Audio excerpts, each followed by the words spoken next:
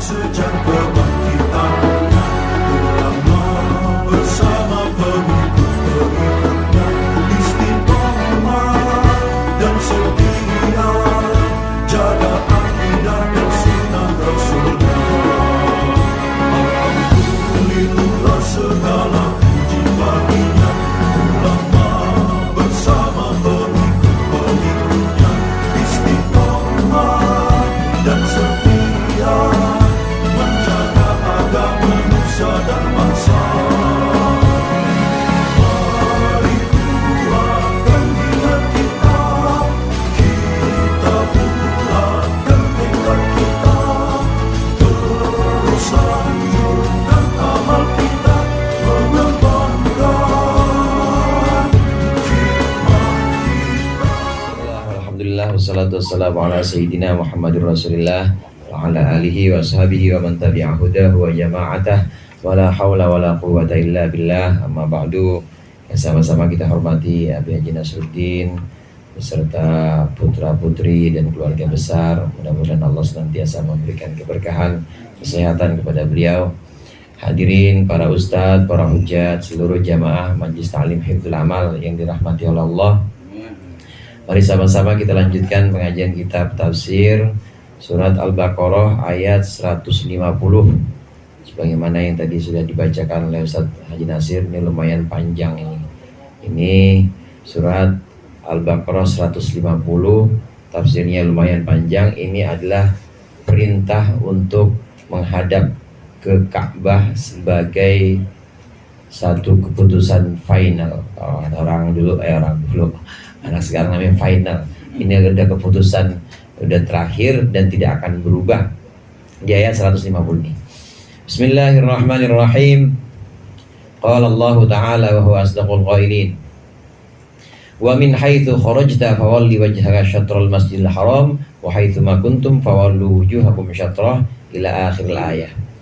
Wa min haitsu kharajta, dan dari manapun engkau keluar wahai Muhammad, fi asfarika wa maghazika, dalam perjalanan-perjalananmu dan juga peperanganmu, minal manazilil qaribati wal ba'idati, dari tempat-tempat yang dekat maupun yang jauh, dari manapun engkau keluar wahai Muhammad, fawalli wajhaka fis salat, maka palingkan wajahmu, hadapkan wajahmu dalam salat.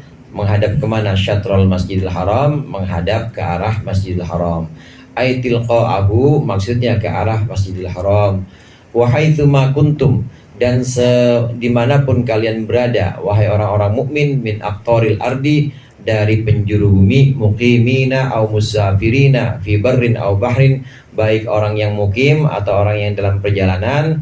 Kita orang-orang mukmin di sini dianjurkan baik yang ada di daratan maupun lautan. Fawallu wujuhakum, maka palingkanlah wajah kalian, hadapkanlah wajah kalian fis salati, dalam salat, min mahallikum, dalam tempat-tempat kalian, palingkan syatrahu ke arah al-masjidil haram, maksudnya ayil masjidil haram, ke arah masjidil haram. Ini ada dua khitab di sini, ada dua arah pembicaraan. Yang pertama, Allah memerintahkan Nabi wa min haitsu kharajta. Kata-katanya di situ wa min haitsu kharajta. Sebagian ulama mengartikan di sini, diantaranya di sini ada Syekh Nawawi Banten mengatakan bahwa ini perintah untuk Nabi Muhammad. Wahai Muhammad, dimanapun engkau keluar, kemanapun engkau keluar, dari perjalanan-perjalananmu, dari peperangan-peperangan atau ekspedisimu, tempat yang jauh maupun dekat, maka saat sholat tetap madhabnya madhab ke Ka'bah. Maksudnya syatrul masjidil haram itu Ka'bah. Menghadap ke masjidil haram, tetap yang namanya sholat itu mutlak harus menghadap ke sana, menghadap ke masjidil haram. Dimanapun Nabi Muhammad keluar atau kemanapun Nabi Muhammad pergi, maka tetap engkau harus menghadapkan, wahai Muhammad, engkau tetap harus menghadapkan wajahmu ke arah Masjidil Haram ketika sholat. Nah, kemudian arah pembicaraan atau khitab yang kedua ada untuk kalian di sini orang-orang mukmin kita. Wahaitsu ma kuntum, tadinya haitsu kharajta, tahu-tahu sini berubah haitsu ma kuntum. Haitsu ma kuntum di sini adalah kalian. Wahai orang-orang mukmin dimanapun kalian berada. Sebagian ulama memaknai ini atau menafsirkan ini, kalau untuk Nabi Muhammad itu memang keluar, redaksinya wa min haitsu kharajta. dari manapun engkau keluar, dimanapun engkau keluar wahai Muhammad, keluar. Sedangkan untuk orang-orang mukmin, haitsuma kuntum, dimanapun engkau berada. Ulama ini menafsirkan bahwa Nabi Muhammad itu kalau sholat ya keluar mana? Ke masjid pasti. Dan kalau nggak ke masjid, untuk Nabi Muhammad itu termasuk sebuah kekurangan, termasuk sebuah celah. Yang namanya pemimpin, kemudian juga Nabi, maka sholatnya harus ke masjid. Nah, kalau bukan Nabi Muhammad, di sini kuntum, orang-orang mukmin biasa, boleh di masjid, boleh di rumah. Itu bedanya. Bedanya kadang-kadang apa yang menurut orang-orang umum itu boleh, sholat di rumah, boleh nggak kita? Boleh. Dalam kamar? Boleh. Tapi kalau buat seorang yang lebih tinggi derajatnya di sisi Allah, itu termasuk kekurangan. Maka harus bagaimana? Harus ke masjid, yang namanya imam rawatib, digaji udah. Maka nggak boleh sholatnya di rumah, harus di masjid. Ada perbedaan-perbedaan hukum atau perbedaan-perbedaan ketetapan Allah. Untuk Nabi, sholat tahajud misalnya wajib, wa minal laili fatahajjat bihi nafilatallah. Tapi kalau buat jamaah hifdzul amal yang nggak wajib, sunnah, yang namanya habis capek kerja ya pagi sampai sore, ya ada yang nari, ada yang apa lagi di sini, ada yang properti, anggi properti, semuanya kan capek juga. Jadi kalau kira-kira kalau tiba-tiba kesiangan satu malam ya nggak dosa. Tapi kalau Nabi nggak boleh, wajib yang namanya tahajud itu. Ada perbedaan ketentuan dari Allah untuk Nabi dan untuk orang-orang umum. Demikian juga dalam ayat ini. Di sini wa min haitsu kharajta, ulama menafsirkan ini kalau untuk Nabi pasti kharajta, keluar. Dimanapun engkau keluar Muhammad, di masjid manapun engkau keluar, maka ketika engkau sholat tetap madhabnya madhab Masjidil Haram. Tapi kalau untuk orang mukmin di sini bukan kharajtum, tapi haitsuma kuntum, dimanapun engkau berada, di rumah, di kamar, dimanapun, nggak harus di masjid, maka menghadap Masjidil Haram. Perbedaan. Ada satu jargon atau satu makalah yang terkenal itu, ini termasuk min babi hasanatul abror sayyiatul muqarrabin. Apa yang menurut orang-orang umum baik, tapi kalau untuk menurut orang-orang khusus yang derajatnya lebih tinggi, itu adalah sayyiat, buruk. Menurut orang-orang umum, sholat di rumah, di kamar 5 waktu, nggak pernah bolong, cakep nggak tuh? Cakep. Tapi kalau buat orang-orang khusus seperti Nabi Muhammad atau seperti pemimpin-pemimpin umat, kalau hanya sekedar sholat 5 waktu, qobliyah ba'diyahnya enggak, tahajudnya enggak, itu termasuk celah. Hasanatul abror sayyiatul muqarrabin. Apa yang dianggap baik untuk orang-orang umum, itu kadang-kadang untuk orang-orang khusus yang derajatnya tinggi di sisi Allah itu jelek, buruk. Nah, perbedaan redaksi dari wa min haitsu kharajta dan wa haitsu ma kuntum. Nah, kemudian dilanjutkan di sini, wa karrarallahu ta'ala, dan mengulang-ulang siapa Allah Ta'ala amrut tawalli, akan perintah menghadap li syatril Masjidil Haram, perintah menghadap kepada arah Masjidil Haram. Mengulangnya Allah berapa kali? Salasa marratin, 3 kali, li ta'kidi amril kiblah, untuk mengukuhkan urusan atau perkara kiblat, perkara madhab dalam salat. Li'anna naskha min madhannil fitnati, karena sesungguhnya nasakh mansuh dalam Al-Qur'an atau penghapusan hukum, dihapusnya satu hukum, dihapusannya satu ketetapan, itu termasuk tempat-tempat fitnah atau dugaan-dugaan fitnah dan juga syubhat, wasyubhati dan syubhat.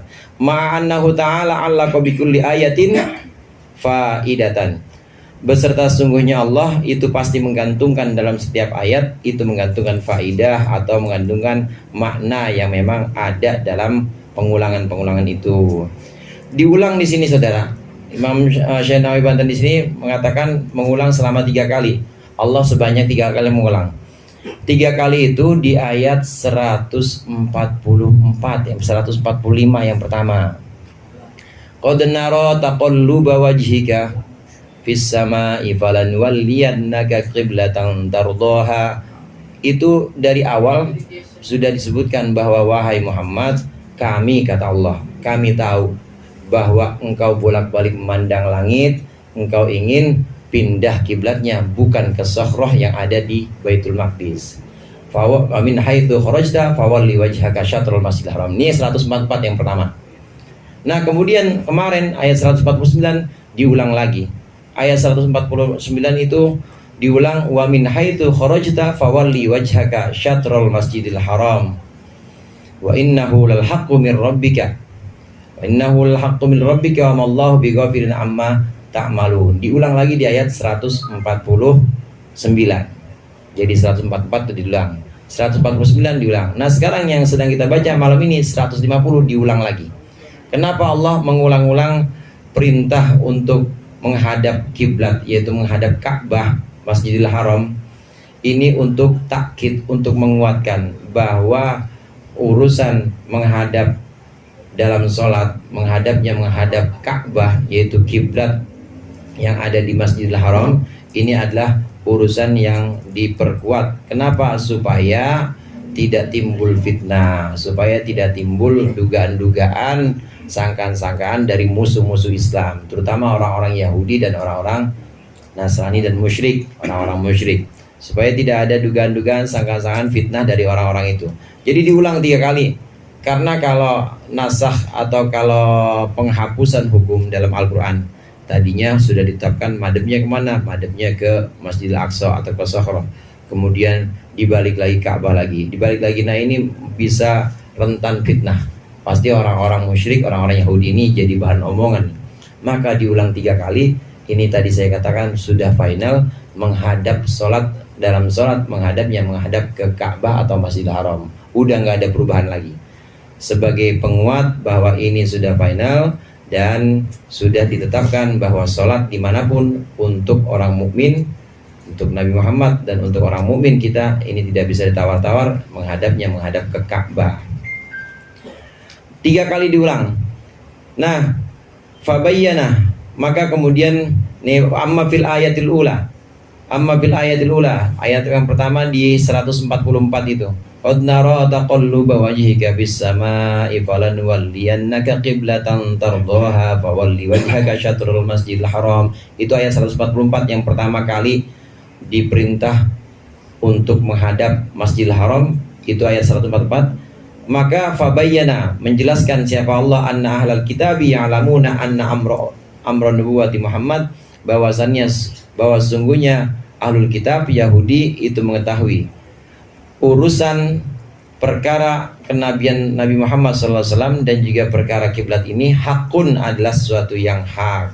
Liannahum, karena sungguhnya mereka syahadu dalika, menyaksikan itu, menyaksikan bahwa Nabi Muhammad kiblatnya ke Ka'bah. Mereka saksikan fit Taurati wal Injil, di kitab Taurat dan Injil.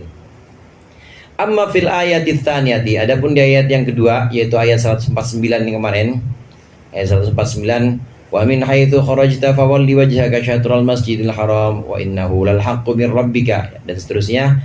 Itu ayat 149. Fabayyana annahu ta'ala yashhadu, maka Allah menjelaskan bahwasannya dia, Allah, itu menyaksikan anna dzalika haqqun, bahwa itu hak benar, wa syahadatullah bikaunihi haqqan, dan bermula persaksian Allah bahwa itu hak, mughayyiran li ilmi ahlil kitab, itu adalah menentang atau mengkonter pengetahuannya ahlul kitab, bikaunihi haqqan, dengan dalam keadaannya, keadaan kaunihi amrul kiblah, menghadap kiblah, haqqan, itu sebagai hak. Yang kedua di ayat 149 ini menyatakan bahwa itu disaksikan oleh Allah dan Allah bersaksi bahwa itu benar perintah dari Allah. Wa amma fil ayati tsalitsa, adapun di ayat ketiga, ini ayat 150 ini, fabayyana annahu ta'ala, maka Allah menjelaskan bahwasannya Allah qata'a, itu telah memutuskan, telah menyelesaikan hujjatal Yahudi, akan argumen atau hujahnya orang Yahudi, wal musyrikina, dan orang-orang musyrik. Wadzalika, dan hujah itu qauluhu ta'ala, adalah firman Allah Ta'ala berikut ini. Ada 3 pengulangan ayat 144. Ayat 144 itu yang tadi saya sebutkan, qad nara taqalluba wajhika, sampai ayat terakhir. Ini pertama untuk menegaskan bahwasannya urusan menghadap Masjidil Haram itu memang sifat yang sudah disebutkan di Taurat dan Injil. Jadi di Taurat dan Injil, saudara, itu sudah disebutkan bahwa Nabi terakhir itu nanti akan sholatnya madhab Masjidil Haram yang ada di Mekah. Udah disebutkan itu di Taurat, di Injil.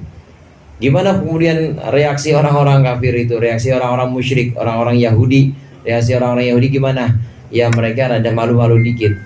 Kenapa kok nggak menghadap ke Baitul Maqdis, nggak menghadap ke Sokroh atau ke Palestina yang ada Sokroh di situ, ada batu di Baitul Maqdis. Ini reaksi pertama disebutkan. Kemudian di ayat 149 ini ditegaskan lagi bahwa perintah menghadap Masjidil Haram atau menghadap Ka'bah ini disaksikan oleh Allah. Orang-orang Yahudi, terutama Yahudi maupun Nasrani Ahlul Kitab, setelah tahu ayat ini, mereka mengira bahwa itu kemauan Nabi Muhammad. Mereka mengira bahwa pindah ke Ka'bah itu adalah keinginan Nabi Muhammad. Tapi kemudian oleh Allah dikonter, tapi oleh Allah kemudian ditentang, turun ayat ini bahwa ayat 149 bahwa ini adalah hak dari Allah, ini adalah sebuah perintah dari Allah. Jadi penegasan yang kedua ini untuk menyatakan bahwa itu bukan kemauan Nabi Muhammad, tapi memang kemauan Allah. Kemudian di ayat yang ketiga, ayat 150, ini perintah menghadap ke Masjidil Haram atau menghadap Ka'bah. Ini adalah untuk memutus atau untuk menjatuhkan argumen-argumen orang-orang musyrik dan orang-orang Yahudi, yang nanti argumennya akan kita baca. Hadirin jamaah rahimakumullah, ini urusan memindahkan kiblat. Memang Nabi Muhammad, sebagaimana pembahasan yang lalu pernah kita bahas, bahwa Nabi Muhammad pernah sholat menghadap Masjidil Aqsa atau menghadap Baitul Maqdis. Baitul Maqdis itu yang buat Nabi Daud, kemudian dilanjutkan oleh Nabi Sulaiman, jadilah itu Masjidil Aqsa. Di situ ada Sokhroh, ada batu, di mana batu itu pernah dijadikan satu tempat Nabi Muhammad untuk naik ke Sidratul Muntaha, itu di Sokhroh. Pernah 16 bulan atau ada yang mengatakan 18 bulan Nabi sholat di situ. Waktu Nabi sholat itu, orang-orang Yahudi bilang, ini mah bukan Nabi, ini bohongan. Orang di Taurat, di Injil katanya Nabi terakhir itu sholatnya nggak madhab sini, tapi madhab Ka'bah. Kata mereka begitu. Nah ternyata setelah 16 bulan Nabi sholat, Allah perintahkan balik ke Ka'bah. Mulai bingung lagi nih orang-orang Yahudi. Iya benar ya, ternyata sesuai yang ada di Taurat, sesuai yang ada di Injil, Nabi terakhir itu sholatnya madhab ke Ka'bah. Mulai bingung tuh orang-orang itu. Nah kebingungan ini kemudian dikonter atau ditentang oleh Allah. Itu bukan kemauannya Muhammad, itu adalah hak dari Allah, perintah di ayat 144. Nah di ayat 150 untuk memutuskan argumen atau alasan-alasan atau serangan-serangan orang-orang musyrik, maka ada beberapa argumen di sini.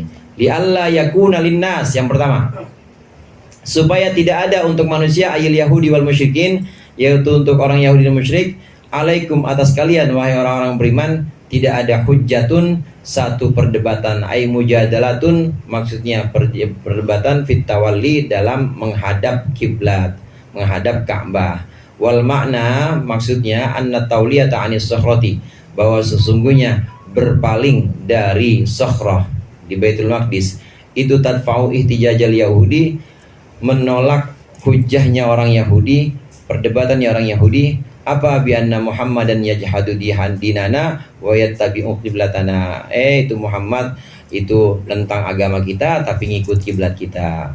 Wa dzalika madfu'un bi annal man'uta fit Taurati qiblatuhu. Dan itu ditolak bahwasannya yang disifati di Taurat bahwasannya kiblatuhu, kiblatnya Nabi Muhammad SAW, al-Ka'bah itu adalah Ka'bah. Wa tadfa'u ihtijajal musyrikin, dan juga menolak hujah atau perdebatannya orang musyrik bi annahu, bahwa sungguhnya Nabi Muhammad SAW yadda'i millata Ibrahim, ngaku-ngaku pengikut agama Ibrahim, tapi wa yukhalifu qiblatahu, tetapi menentang kiblatnya Nabi Ibrahim. Illal ladina dzalamu minhum, kecuali orang-orang yang zalim di antara mereka. Ailil illal mu'anidin minhum, kecuali orang-orang yang angas atau orang-orang yang keras menentang dari mereka. Fa innahum, maka sesungguhnya mereka yaquluna, berkata, ma tahawwala ilal qiblah ilal Ka'bah, tidaklah Muhammad itu menentang menghadap Ka'bah, pindah ke Ka'bah, illa mailan ila dini qaumihi, kecuali karena cenderung kepada agama kaumnya, wa hubban li baladihi, dan cinta kepada negerinya. Kadang-kadang di sini kalau saya menjelaskan pakai Muhammad aja, itu bukan yang nggak hormat, tapi ngartiinnya. Emang itu omongan orang kafir. Ya orang kafir, orang musyrik bilangnya Muhammad. Masa orang musyrik ngomongnya Nabi Muhammad? Kan nggak mungkin. Orang dia nggak ngakuin. Orang Yahudi manggilnya Muhammad aja, maka saya artiin di sini Muhammad. Argumennya orang Yahudi atau perdebatan orang Yahudi begini. Dia bilang, itu Muhammad sholat ya, sholatnya madhab kiblat kita, tapi agama kita dimusuhin. Itu katanya, kata orang Yahudi. Sholatnya sama, madhabnya madhab ke kiblat kita, ke Baitul Maqdis, tapi nggak mau ngikut agama kita. Ini perdebatan atau omongan-omongan dari orang Yahudi. Orang musyrik Mekah lain lagi. Orang musyrik Mekah bilang Muhammad ya, nggak pakai nabi, namanya orang musyrik. Dia bilang Muhammad ya, itu katanya keturunan Ibrahim, katanya ngaku-ngaku bangsa Arab, tapi sholatnya madhabnya madhab ke Baitul Maqdis. Gimana sih urusannya? Itu orang musyrik ngomong gitu tuh. Nah satu lagi ada mu'anidin. Mu'anidin ini orang-orang yang keras menentang, lebih keras lagi. Dia dari orang-orang Yahudi juga. Orang-orang Yahudi juga. Ketika Nabi Muhammad diperintahkan final, udah sholat dimanapun kau berada Muhammad, orang mukmin berada, semuanya kalau sholat harus madhab Ka'bah. Nah yang paling keras nih orang Yahudi bilang, sama aja Muhammad. Itu Muhammad dari kemarin bolak-balik ke Baitul Maqdis terus Ka'bah. Nah sekarang udah pasti Ka'bah, ada keputusan semuanya madhab ke Ka'bah. Maka orang-orang Yahudi yang keras-keras ini bilang, ya udah yang dasarnya itu mah bukan urusan di Taurat atau di Injil ada sifatnya, bukan. Itu mah emang dia demen aja mah kampungannya gitu. Dia emang demen aja sama Mekah tempat asalnya. Ini mah bukan soal di Taurat emang Nabi terakhir madhab Ka'bah, di Injil Nabi terakhir madhab Ka'bah, bukan urusan itu dia mah. Emang dia demen aja sama kampungnya, makanya madhabnya madhab Ka'bah lagi. Ini orang-orang Yahudi nih. Nah satu lagi ada saudara, satu lagi ada omongan fitnah pada Nabi Muhammad yang bilang Muhammad ya kayak orang linglung. Kita begitu. Sholat madhab sini, sholat madhab sono, bolak-balik. Maka oleh Allah diulang-ulang ini 3 kali untuk takkid, untuk mengukuhkan kepada orang-orang mukmin tentunya, dan juga kepada Nabi Muhammad bahwa perintah ini udah perintah yang sifatnya final, sudah harga mati, nggak bisa ditawar-tawar, memang harus sholat menghadap Ka'bah. Jamaah rahimakumullah, memang awalnya ada keinginan Nabi Muhammad. Awalnya memang ada keinginan Nabi Muhammad. Nabi Muhammad kan begitu sampai Madinah diperintahkan oleh Allah, ya udah Muhammad sholat madhab Baitul Maqdis dah. Waktu sampai Madinah disuruh oleh Allah sholatnya madhab Baitul Maqdis. Ya karena perintah Allah, Nabi Muhammad sholat menghadap Baitul Maqdis dengan harapan orang-orang Yahudi ini simpati dan kemudian mau mengenal Islam dan mau ikut Islam. Ada ulama yang menafsirkan demikian. Walaupun selama 16 bulan tetap aja Yahudi mah gak mau ngikut. Nah Nabi Muhammad sering menengadahkan mukanya ke langit dan nggak ngomong, tapi dalam hatinya pengen sholat madhab Ka'bah lagi. Karena Ka'bah itu bagaimanapun Ka'bah itu adalah yang mendirikan leluhurku, yang mendirikan adalah bapak moyangku yaitu Ibrahim, Nabi Ibrahim. Pengen dalam hati itu Nabi Muhammad pengen ya Allah sholatnya madhab Ka'bah lagi kayak dulu, karena memang awal perintah sholat madhabnya Ka'bah, bukan ke Masjidil Aqsa. Dalam hati keinginan yang awal dari Nabi Muhammad, kemudian Allah tahu dan kemudian ditetapkan oleh Allah perintah pertama di ayat 144, diulang lagi 149, diulang lagi 150. Berarti bukan sekedar keinginan Nabi Muhammad, tapi memang selaras dengan perintah Allah bahwa harus madhab ke Ka'bah, harus madhab ke Masjidil Haram. Udah nggak bisa ditawar-tawar lagi. Ini menunjukkan betapa Allah sayang kepada Nabi Muhammad, saudara. Nabi Muhammad pengen apa diturutin sama Allah. Walaupun Nabi Muhammad juga nggak ngomong, Cuma dalam hati doang pengen rasanya balik lagi sholat madhab Ka'bah, karena Ka'bah itu lebih tua, yang bangun Nabi Ibrahim. Dan Masjidil Aqsa baru dibangun sama Nabi Daud. Nabi Daud jauh lebih muda, jauh ya, udah berapa keturunan setelah Nabi Ibrahim. Nabi Daud itu dari Nabi Ishak bin Ibrahim, Nabi Ishak itu dari Nabi Yakub, itu keturunannya, nanti baru ada Nabi Daud. Jadi lebih muda Masjidil Aqsa dibanding Ka'bah, lebih tua. Yang bangun adalah ayahandanya Nabi Ibrahim. Nabi Ibrahim itu nabi yang paling mirip dengan Nabi Muhammad. Waktu Mi'raj, saudara, ini cerita sedikit tentang Mi'raj. Waktu Mi'raj, Nabi Muhammad kan bertemu dengan beberapa orang nabi. Bertemu dengan Nabi Isa, bertemu dengan Nabi Musa, bertemu dengan Nabi Ibrahim diantaranya. Selesai Mi'raj, beberapa hari kemudian, itu ada sahabat yang tanya, gimana Nabi Isa itu, hai Rasulullah? Nabi Isa itu mukanya adem dan selalu basah, jadi kayak orang habis wudhu, saudara. Orang kalau habis wudhu gimana tuh? Enak kan, seger ngeliatnya ya. Itu Nabi Isa begitu tuh. Ada seorang sahabat kemudian ditunjuk langsung, namanya Sufyan bin Uyainah kalau nggak salah, ditunjuk, nih kayak dia nih, Nabi Isa kayak dia. Emang basah terus mukanya dan enak terus dilihatnya. Baik tuh Nabi Isa kayak begitu. Nah kemudian sahabat tanya, kalau Musa gimana ya Rasulullah? Musa itu kulitnya sawo matang, kayak Bang Haji Mai kali ya.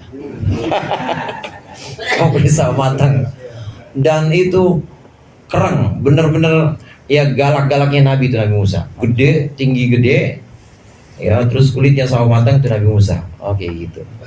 Nah sahabat tanya lagi, bagaimana Ibrahim? Bagaimana dengan Ibrahim? Amma Ibrahim katanya. Kalau tadi kan Nabi Muhammad nunjuk yang paling mirip dengan Nabi Isa, nih sahabat kamu ini nih, dia nih, namanya siapa? Dia. Nah begitu Nabi Ibrahim ditanya, amma Ibrahim, adapun Ibrahim, maka yang paling mirip adalah sahabatmu ini, kata Nabi Muhammad. Maksudnya Nabi Muhammad yang paling mirip dengan Nabi Ibrahim adalah Nabi Muhammad.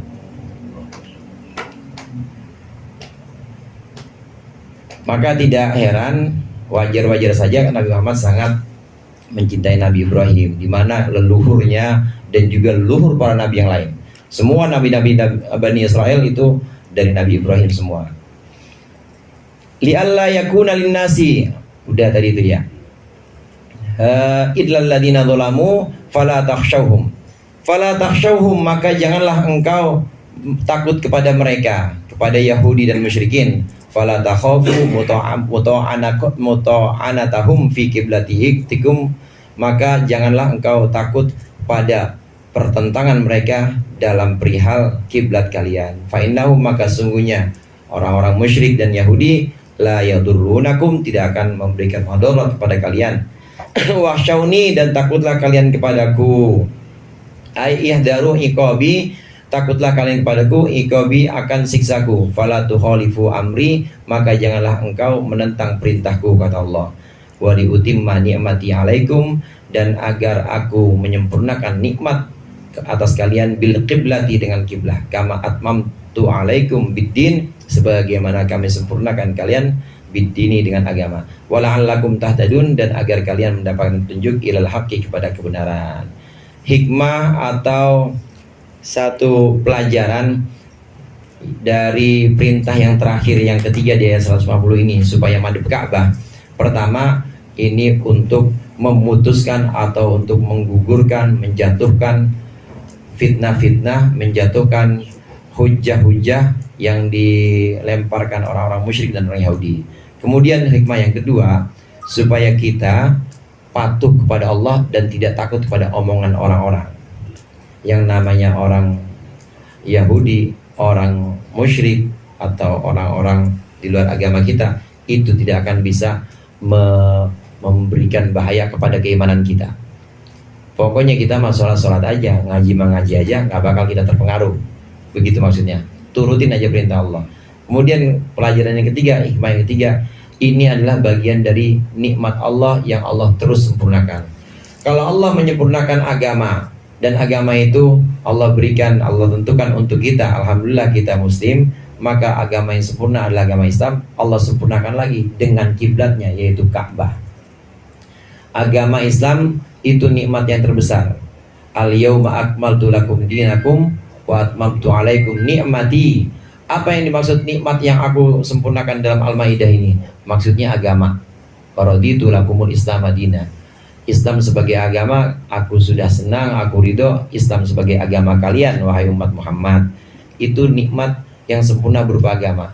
Adapun nikmat yang sempurna untuk kiblat atau untuk mengarahkan wajah, mengarahkan ibadah kita, nikmat yang sempurna adalah Ka'bah itu. Udah nggak ada yang lain, Ka'bah.